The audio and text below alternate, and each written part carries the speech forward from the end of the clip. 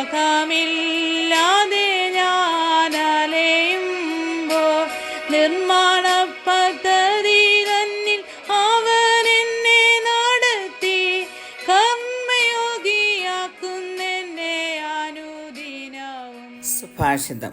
Daniel പ്രവചനം 6-ാം അധ്യായത്തിന്റെ 27-ാം വാക്യം. അവൻ രക്ഷിക്കുകയും വിടുവിക്കുകയും ചെയ്യുന്നു. അവൻ ആകാശത്തിലും ഭൂമിയിലും അടയാളങ്ങളും അത്ഭുതങ്ങളും പ്രവർത്തിക്കുന്നു. അവൻ ദാനിയേലിനെ സിംഹവായിൽ നിന്ന് രക്ഷിച്ചിരിക്കുന്നു. He delivers and rescues, and he works signs and wonders in heaven and on earth, who has delivered Daniel from the power of the lions. ദൈവത്തെ മറന്ന് അന്യ ദൈവങ്ങളെ സേവിച്ച് പാപം ചെയ്ത് ജീവിച്ച യഹൂദ ജനങ്ങൾ 70 വർഷക്കാലം ബാബിലോണിയരുടെ അടിമത്തത്തിലായിരുന്നു. പ്രവാസകാലം മുഴുവനും ബാബിലോണിൽ പാർത്ത പ്രവാചകനായിരുന്നു ദാനിയേൽ. ഏതാണ്ട് 16 വയസ്സുള്ളപ്പോഴാണ് ദാനിയേലിനെയും തന്റെ കൂട്ടുകാരെയും ബാബിലോണിലേക്ക് നെബൂഖദ്നേസർ അടിമകളായി കൊണ്ടുപോയതെന്ന് ചരിത്രം പറയുന്നു. ബാബിലോണിനെ കുറിച്ചും യഹൂദ ജനങ്ങളെക്കുറിച്ചും ദാനിയേൽ പ്രവചിച്ചത് അതേപടി സംഭവിച്ചു. ദാനിയേൽ പ്രവാചകന്റെ ശുശ്രൂഷ നെബൂഖദ്നേസർ, ബെൽഷസർ, ദാര്യാവേശ്, കോരസ് എന്നീ രാജാക്കന്മാരുടെ ഭരണകാലത്ത് വ്യാപിച്ചു കിടക്കുന്നു. BC 539 മേദ്യ പാഴ്സികൾക്ക് ബാബിലോൺ കീഴടങ്ങുമ്പോഴും ദാനിയേൽ ഭരണാധിപനായും പ്രവാചകനായും തുടർന്നു പോന്നു. ദാര്യാവേശിന്റെ കാലത്ത് രാജ്യമൊക്കെയും ഭരിക്കേണ്ടതിന് രാജ്യത്തിന്മേൽ 120 പ്രധാന ദേശാധിപതികളെയും അവരുടെ മേൽ 3 അധ്യക്ഷന്മാരെയും നിയമിച്ചു. ഈ മൂവരിൽ ഒരുവനായിരുന്നു ദാനിയേൽ.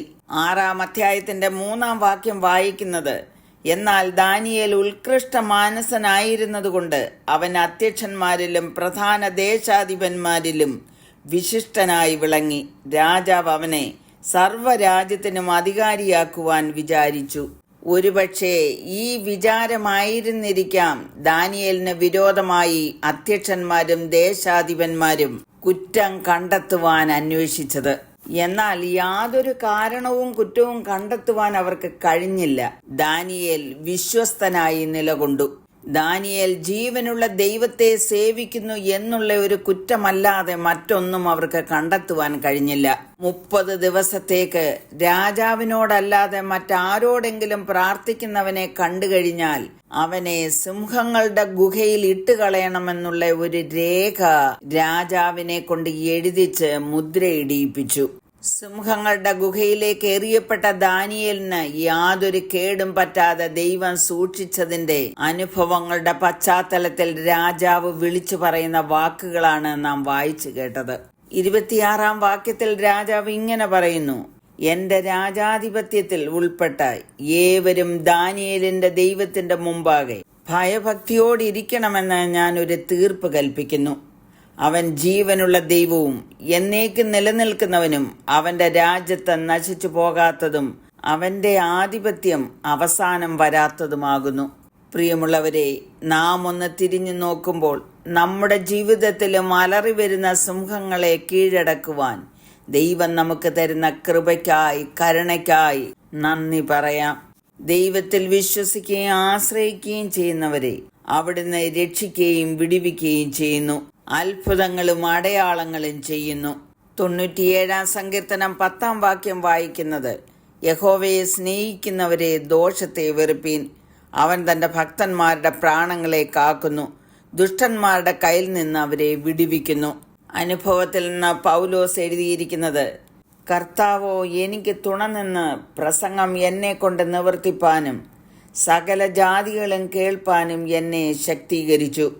അങ്ങനെ ഞാൻ സിംഹത്തിന്റെ വായിൽ നിന്ന് രക്ഷ പ്രാപിച്ചു. കർത്താവ് എന്നെ സകല ദുഷ്പ്രവൃത്തിയിൽ നിന്നും വിടുവിച്ച് തന്റെ സ്വർഗീയ രാജ്യത്തിനായി രക്ഷിക്കും. പ്രിയമുള്ളവരെ, ജീവിത സാഹചര്യങ്ങളിൽ സിംഹം പോലെ അലറി വരുമ്പോൾ ദാനിയേലിനെ പോലെ മുട്ടുമടക്കി പ്രാർത്ഥിക്കാം. അവിടുന്ന് നമ്മെ നിശ്ചയമായും രക്ഷിക്കും. ഈ വചനങ്ങളാൽ ദൈവം എല്ലാവരെയും അനുഗ്രഹിക്കുമാറാകട്ടെ.